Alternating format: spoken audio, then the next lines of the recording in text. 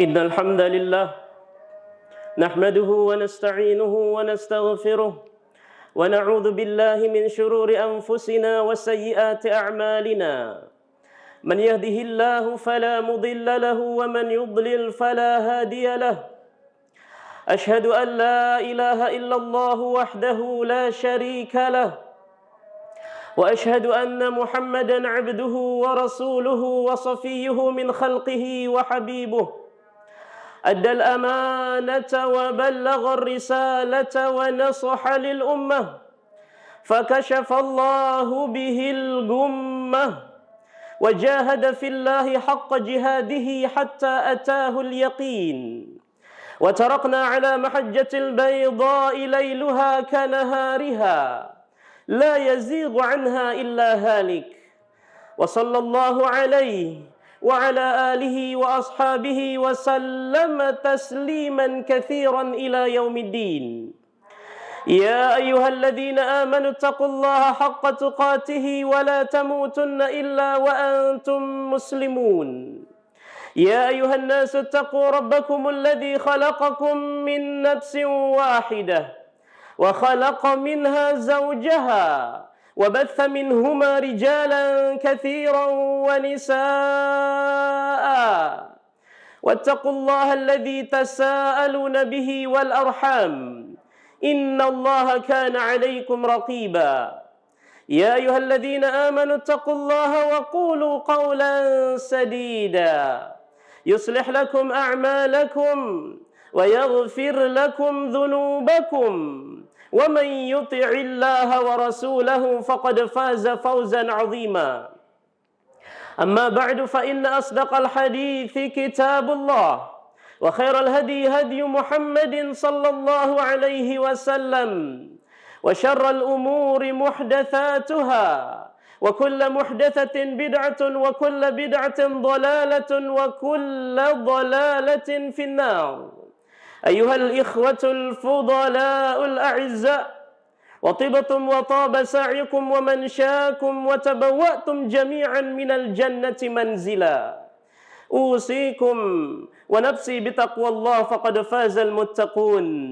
Hadirin jamaah sidang Jum'ah rahimani wa rahimakumullah, at-tullab ma'had al-khunafa rahimani wa rahimakumullah, arsyadani Allah wa iyyakum ajma'in. Ketahuilah bahwa sesungguhnya menuntut ilmu syar'i adalah hukumnya wajib.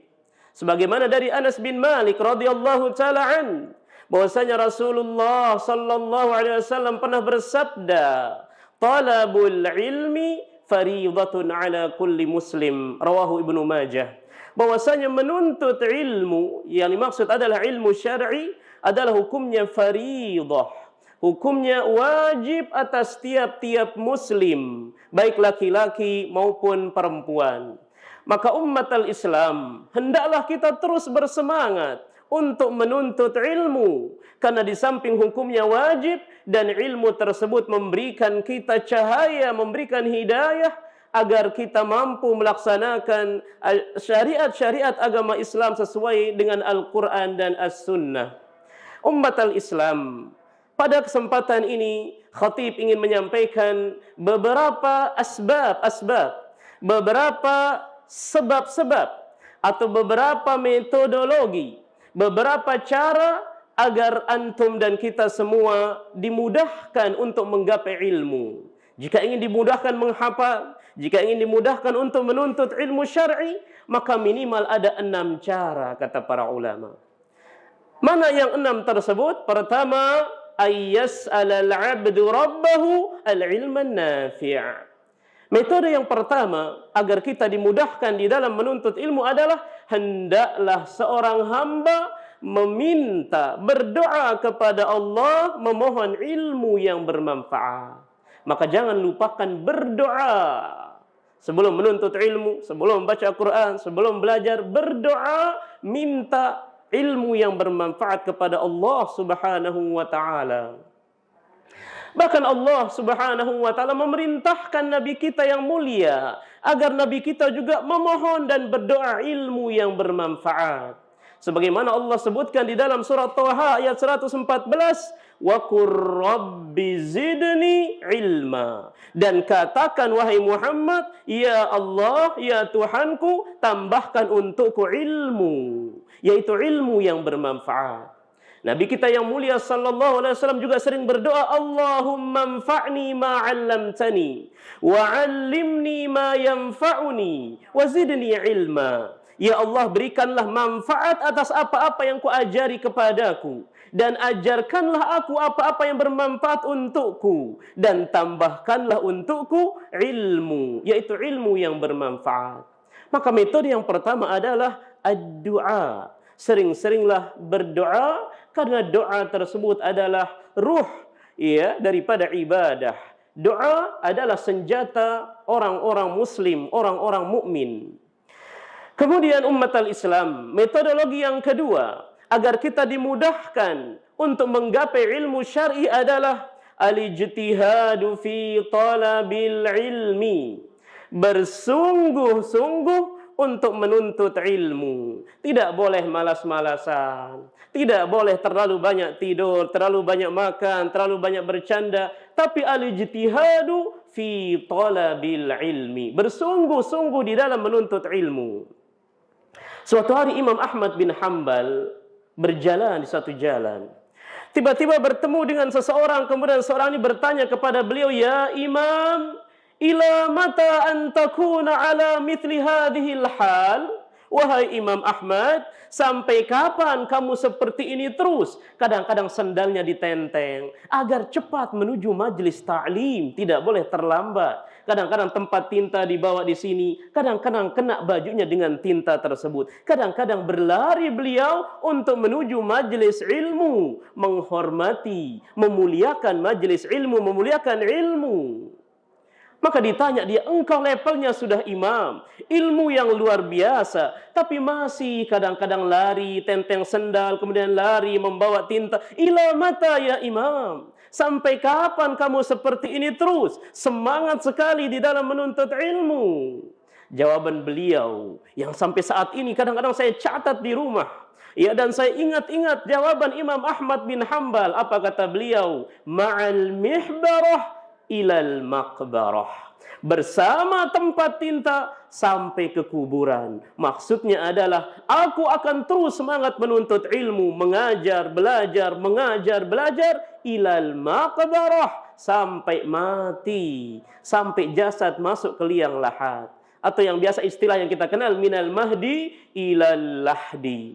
Tapi kalau versi Imam Ahmad bin Hanbal, ma'al mihbarah ilal maqbarah. Bersama tempat tinta ini sampai ke kuburan. Terus akan beliau semangat di dalam menuntut ilmu dan juga mengajarkan ilmu. Ummat al-Islam, tulab al-hunafa, maka terus semangat di dalam menuntut ilmu. Imam Ahmad sudah levelnya imam, kalau kita belum apa-apa maka jangan malas. Al-ijtihadu fi talabil ilmi. Imam Asy-Syafi'i rahimahullah ta'ala juga pernah menyebutkan di dalam syair yang termaktub dalam kitab Diwanus Syafi'i. Beliau mengatakan, akhilan tanalal ilma illa bisittatin sa'umbika an tafsiliha bibayanin dzaka'un wa hirsun wajtihadun wa bulghatun wa suhbatu ustadi wa tulu zamanin. Di antara 6 yang beliau sebutkan adalah wajtihadun, bersungguh-sungguh di dalam menuntut ilmu. Lihat Abu Yusuf. Siapa beliau? Muridnya Abu Hanifah, murid yang sangat cerdas. Abu Yusuf di akhir-akhir sakitnya yang sakaratul maut, sakit yang luar biasa. Kemudian teman-temannya datang menjenguk Abu Yusuf. Apa yang dikatakan Abu Yusuf? Bukannya bagaimana dia menghadapi sakaratul mautnya, malah sempat-sempatnya dia bertanya kepada orang yang menjenguknya, bagaimana tentang hukum al-jaddul fasid wal jaddul fasidah. Sempat-sempatnya dia bertanya ilmu faraid. Karena di dalam ilmu faraid ada istilah jaddul fasid, ada juga istilah jaddatul fasidah yang tidak mendapatkan warisan. Maka orang-orang mengatakan, wahai Abu Yusuf, engkau kan lagi sakaratul maut. Kenapa sempat-sempatnya masih menanyakan tentang ilmu? Luar biasa Abu Yusuf. sudah hampir mau meninggal, tetap dia tidak lupa menuntut ilmu. Sedangkan kita alhamdulillah masih sehat, masih walafiat. Guru-gurunya Masya Allah mukim di sini, tapi kadang-kadang jarang yang bertanya mungkin. Ya guru sudah ada standby di sini, harusnya gali ilmu. Di luar kelas, ketok pintu Ustaz, afwan indi soal, kada wa kada, ma hukmu kada, ma i'rabu kada wa kada. Gali. Dan terus semangat di dalam menuntut ilmu. Ummat al-Islam, jamaah sidang Jum'ah rahimani wa rahimakumullah. Kemudian sebab yang ketiga, agar kita dimudahkan untuk menuntut ilmu adalah ijtinabu jami'il ma'asi bitaqwallah. Berusaha menghindari, menjauhi segala bentuk kemaksiatan dengan cara bertakwa kepada Allah Subhanahu wa taala. Maka santri Al-Hunafa jangan remehkan masalah takwa.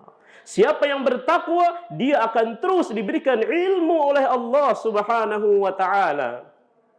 Allah Rabbul Izzati wal Jalala berfirman di dalam surah Al-Baqarah ayat 282, "Wattaqullaha wa yu'allimukumullah wallahu bikulli syai'in alim." Bertakwalah kamu kepada Allah, niscaya Allah akan ajarkan engkau ilmu, berikan engkau ilmu.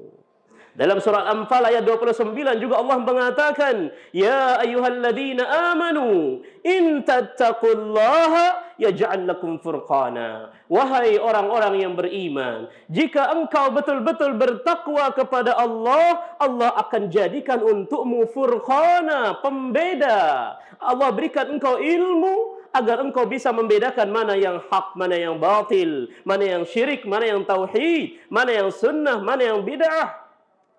Maka kuncinya adalah takwa Allah. Bertakwa kepada Allah Rabbul Izzati wal Jalalah. Ustaz, apa itu takwa? Seringkali kita mendengar takwa, takwa, takwa. Setiap khutbah Jumat pasti ittaqullah, ittaqullah. Apa itu takwa? Takwa menurut Ali bin Abi Thalib ada 4. Pertama beliau mengatakan al-khawfu minal jalil, wal 'amalu bit tanzil, wal ridha bil khalil, wal isti'dadu li yaumir rahil. Al-khawfu minal jalil, orang yang takut kepada Allah, takut kepada azabnya. Wal 'amalu bit tanzil, orang yang mengamalkan Al-Qur'an dan As-Sunnah. Wal qana'atu bil khalil, orang yang ridha, yang qana'ah meskipun rezekinya diberikan sedikit. Kemudian wal isti'dadu li yaumir rahil, orang yang senantiasa mempersiapkan bekal untuk menuju hari akhirat nanti. Adapun versi Abu Hurairah, beliau mengatakan takwa itu bagikan engkau berjalan di sebuah jalan yang banyak paku, beling, duri, tapi engkau hati-hati agar jangan sampai tertusuk dengan duri tersebut. Ini versi Abu Hurairah menggambarkan takwa ibarat orang yang berjalan di jalan yang banyak paku, duri, beling dan seterusnya, tapi dia hati-hati jangan sampai tertusuk dengan duri tersebut. Maka Ibnul Mu'taz di dalam sebuah syairnya dari riwayat Abu Hurairah ini, Ibnul Mu'taz mengatakan, "Khallidz dzunuba saghiraha wa kabiraha fahuwa at-tuqa. Wasna' kamashin fawqa ardi syauqi yahdharu ma yara. La tahkiranna saghiratan innal jibala minal hasa." Ibnul Mu'taz mengatakan, hindarilah, jauhilah semua kemaksiatan baik yang kecil maupun yang besar. Itulah yang dinamakan takwa. Dan jadilah engkau seperti orang yang berjalan di sebuah jalan yang banyak duri, tapi dia terus waspada, jangan sampai tertusuk darinya. Kemudian terakhir beliau mengatakan, la tahkiranna saghiratan innal jibala minal hasa. Jangan suka meremehkan maksiat-maksiat kecil, dosa-dosa kecil. Kadang-kadang santri suka meremehkan, Ustaz kan suka cuma nyontek sedikit Ustaz. Ustaz kan cuma gosok sedikit Ustaz. Ustaz kan cuma minjam buku teman, tapi pulang-pulang robek sampul buku temannya. Kan dosa-dosa kecil Ustaz, enggak masalah. Jangan remehkan dosa-dosa kecil. Innal jibala minal hasa. Sesungguhnya gunung yang tinggi tersebut tersusun dari kerikil-kerikil yang kecil. Ummat al-Islam, maka inilah yang ketiga, yaitu ijtinabu jami'il ma'asi bitaqwallah. menghindarkan segala bentuk kemaksiatan dengan cara bertakwa kepada Allah Rabbul Izzati wal Jalalah. Aqulu qouli hadza wa astaghfirullah li wa lakum fastaghfiruhu innahu huwal ghafurur rahim. Alhamdulillahi hamdan katsiran tayyiban mubarakan fihi kama yuhibbu rabbuna wa yardah. Asyhadu an la ilaha illallah wahdahu la syarika lah wa asyhadu anna Muhammadan abduhu wa rasuluhu la nabiyya ba'dah, amma ba'du. Umatal Islam, jamaah kaum muslimin sedang Jumat rahimani wa rahimakumullah. Kemudian yang keempat adalah adamul kibri wal haya. Metodologi yang keempat agar kita dimudahkan untuk menuntut ilmu, menggapai ilmu adalah adamul kibri wal haya. Hilangkan sifat malu dan sifat sombong. Hilangkan sifat sombong dan sifat malu. Dua sifat ini kalau masih ada pada santri al-hunafa, susah mendapatkan ilmu, susah menghafal 30 juz. Hilangkan dua sifat ini. Jangan sombong dan jangan malu. Imam Mujahid pernah mengatakan, la yata'allamul ilma mustahyin wala mustakbir.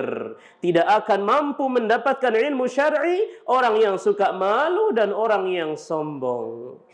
Mungkin muncul pertanyaan dari santri, ya Ustaz, bukankah Nabi mengatakan wal haya'u syu'batun minal iman? Malu itu cabang bagian dari iman. Kenapa dihindarkan? Kenapa disuruh dibuang? Jawabannya adalah malu itu ada dua macam. Malu itu ada dua macam. Pertama, malu yang terpuji, malu yang syar'i, yaitu malu ketika berbuat maksiat, dosa dan pelanggaran. Ini malu yang bagus. Pertahankan. Malu berzina, malu korupsi, malu gosok, malu membuli teman, malu mengejek, malu berbuat maksiat. Ini bagus. Tapi yang dimaksud di sini adalah malu yang kedua, malu yang tidak terpuji, malu yang seringkali menghalangi seseorang untuk mendapatkan ilmu dan kebaikan. Suruh maju ke depan, malu. Suruh gotong royong di lapangan, malu. Suruh oleh gurunya beli terasi di warung, malu. Suruh nyangkul, malu. Suruh berkuda, malu. Suruh baca surah Al-Fatihah di depan syekh, malu. Kalau malu seperti ini, maka dibuang. Susah untuk mendapatkan ilmu. Suruh khutbah Jumat di depan, malu.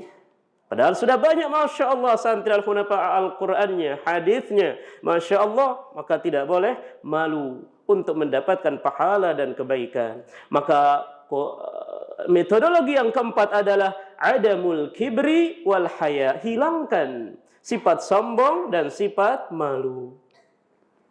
Kemudian yang kelima, yaitu al-ikhlasu fi talabil ilmi. Benar-benar ikhlas di dalam menuntut ilmu.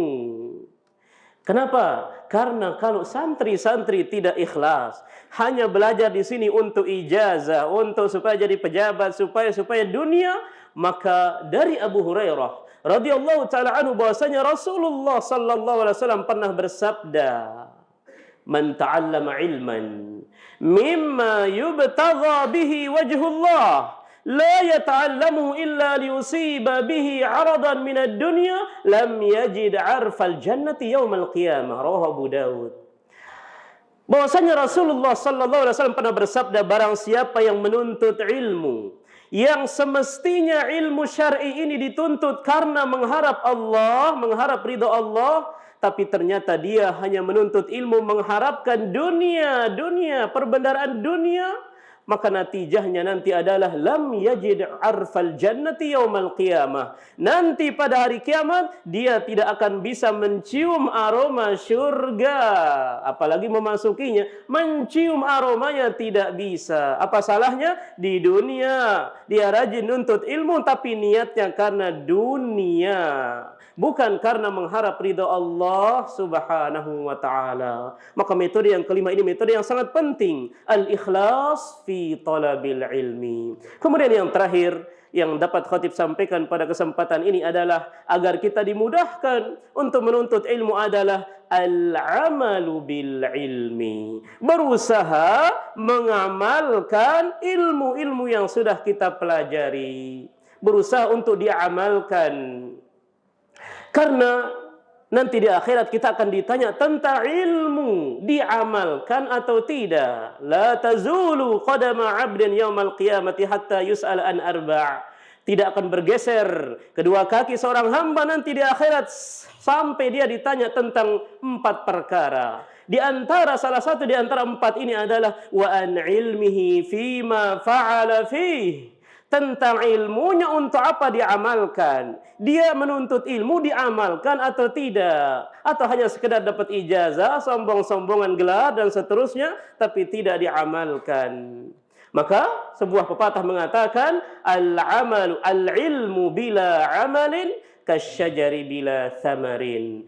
Ilmu tanpa diamalkan laksana pohon tak berbuah. Pohonnya rindang daunnya tapi tidak ada buahnya. Dalam pepatah yang lain juga disebutkan al-ilmu bila akhlaqin kasyajarati bila awraqin. Ilmu tapi kalau tidak ada akhlak, tidak ada adabnya, bagaikan pohon yang tanpa dedaunan. Pohon rantingnya banyak tapi daunnya enggak ada. Ya, dia santri tapi akhlaknya enggak bagus. Ilmunya memang banyak tapi akhlaknya enggak ada. Serem. Takut orang-orang. Maka al-ilmu bila amalin kasyajari bila thamarin, al-ilmu bila akhlaqin kasyajarati bila awraqin. Maka mudah-mudahan 6 poin ini mampu kita amalkan, kita laksanakan agar mudah-mudahan Allah Rabbul Izzati wal Jalalah memudahkan segala urusan kita, terutama di dalam menggapai ilmu syar'i, dan mudah-mudahan Allah terus menjaga keikhlasan semangat kita, dan mudah-mudahan Allah ketika kumpulkan kita di dunia seperti ini, mudah-mudahan juga kelak Allah mengumpulkan kita di syurganya. Amin ya rabbal alamin. Innallaha wa malaikatahu yusalluna 'alan nabi ya ayyuhalladzina amanu sallu 'alaihi wa sallimu taslima. Allahumma salli 'ala Muhammad wa 'ala ali Muhammad kama sallaita 'ala Ibrahim wa 'ala ali Ibrahim innaka Hamidum Majid. Allahumma barik 'ala Muhammad wa 'ala ali Muhammad kama barakta 'ala Ibrahim wa 'ala ali Ibrahim innaka Hamidum Majid. Allahumma ighfiril muslimina wal muslimat والمؤمنين والمؤمنات الأحياء منهم والأموات إنك سميع قريب مجيب الدعوات. اللهم لا تدع لنا في مقامنا هذا ذنبا إلا غفرته ولا هما إلا فرجته ولا عيبا إلا سترته ولا مريضا إلا شفيته ولا عسيرا إلا يسرته ولا جاهلا إلا علمته ولا جاهلا إلا علمته ولا جاهلا إلا علمته ولا ضالا إلا هديته ولا حاجة من حوائج الدنيا والآخرة هي لك رضا ولنا فيها صلاة إلا عنتها على قضائها ويسرتها برحمتك يا أرحم الراحمين. اللهم عمر معهدنا هذا معهد الهنفاء بالطلاب والطالبات واملأه بالخيرات والبركات برحمتك يا حي يا قيوم الأرض والسماوات. اللهم عمر معهدنا هذا معهد الهنفاء بالطلاب والطالبات واملأه بالخيرات والبركات برحمتك يا حي يا قيوم الأرض والسماوات. اللهم تقبل منا إنك أنت السميع العليم وتب علينا إنك أنت التواب الرحيم. اللهم انصر إخواننا المستضعفين والمجاهدين والمسلمين في فلسطين وفي كل مكان وفي كل زمان يا رب العالمين. ربنا آتنا في الدنيا حسنة وفي الآخرة حسنة وقنا عذاب النار. عباد الله إن الله يأمر بالعدل والإحسان وإيتاء ذي القربى وينهى عن الفحشاء والمنكر والبغي يعظكم لعلكم تذكرون. فاذكروا الله العظيم الجليل يذكركم واشكروه على نعمه يزدكم ولذكر الله أكبر والله يعلم ما تصنعون.